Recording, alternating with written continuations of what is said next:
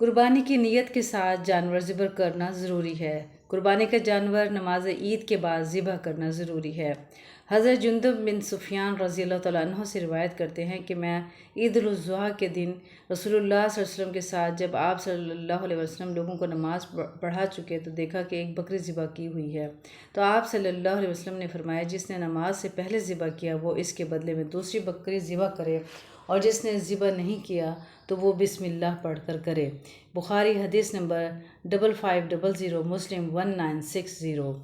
بکرا، دمبا، بھیڑ وغیرہ کی قربانی ایک ہی شخص کر سکتا ہے، لیکن گائے اور اونٹ کی قربانی میں 7 افراد شریک ہو سکتے ہیں۔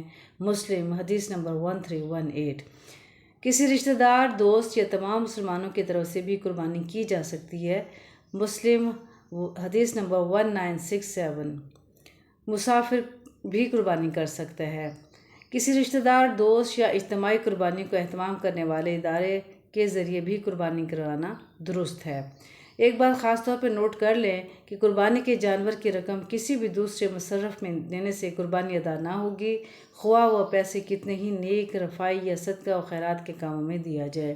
لہٰذا اس بات کا خاص خیال رکھیں کہ جو قربانی کے احکام آئے ہم نے اس کے مطابق ہی اس پر عمل کرنا ہے، اور تبھی ہماری قربانی کامیاب ہوگی اگر ہم قرآن و سنت کے مطابق اپنی قربانی کریں گے۔